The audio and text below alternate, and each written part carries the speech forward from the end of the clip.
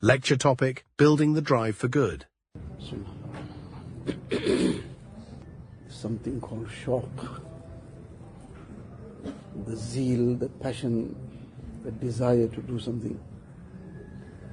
And when people start building up a shock for something, and that drives them to do things that normally people find very difficult.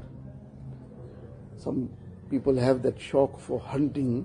One person mentioned he waited the whole night in one very dense bush, and that too sitting in a very, very awkward position, because that was where they had to wait the whole night for that prey to pass.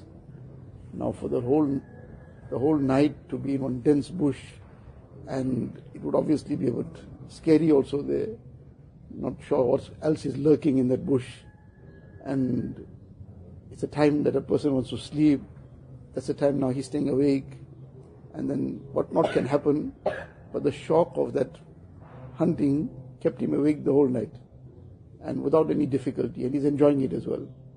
People have the shock for fishing, so people who unfortunately sometimes may not even make it for Fajr generally, but at the time when that fishing thing is now, that's calling them, and they'll wake up from before Fajr time, and they will be there. So the shock is what drives a person. Abdullah bin Abbas radiallahu ta'ala anh, he was about 13 years old when Nabiye Kareem s.a.w. passed away. So prior to that, now this incident happened, he might have been even maybe 11 years old or 10 years old, Allahu alam. So he had come to the house of Nabi s.a.w., which was the house of Maimuna radiallahu ta'ala anha, who was his aunt. So she was his mahram. So he came there to spend the night. The house was one room. There was no multiple rooms. So he came to spend the night there, and the purpose of coming to spend the night there was he wanted to observe firsthand the ibadat of the night of Nabiye Kareem sallallahu alaihi wasallam. As a 10-year-old boy, now he went to sleep, but he never slept. And in the middle of the night, he's observing everything that Nabi sallallahu alaihi wasallam woke up, and what he did, how he rubbed his hands on his face to now wipe off the effects of the sleep, what he recited at that time. He went, he made wudu, then he started his salah. He observed all this, but when Nabi sallallahu alaihi wasallam woke up, he thought he was sleeping. He said, this young child is sleeping, but he wasn't sleeping. The point in all this is, it was the time of sleeping.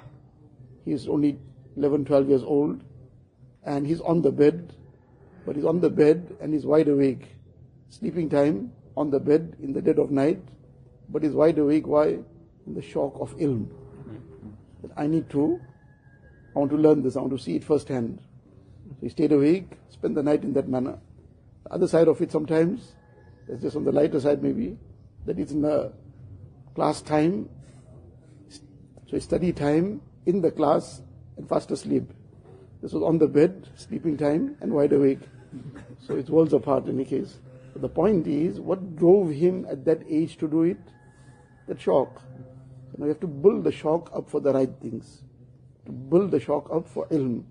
Build the shock up for the practice of deen, for the amal of deen, for the khidmat of deen.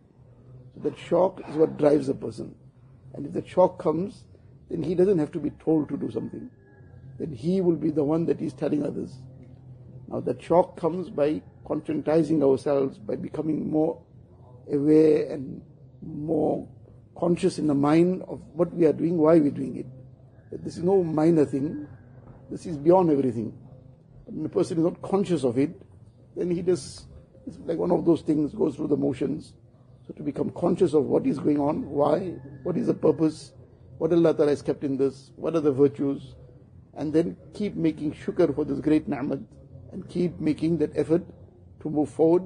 That is what builds that shock. Allah Ta'ala give us that. अल्लाह अल्लाह कैसा प्यारा नाम है, आशिकों का मीना और जाम है।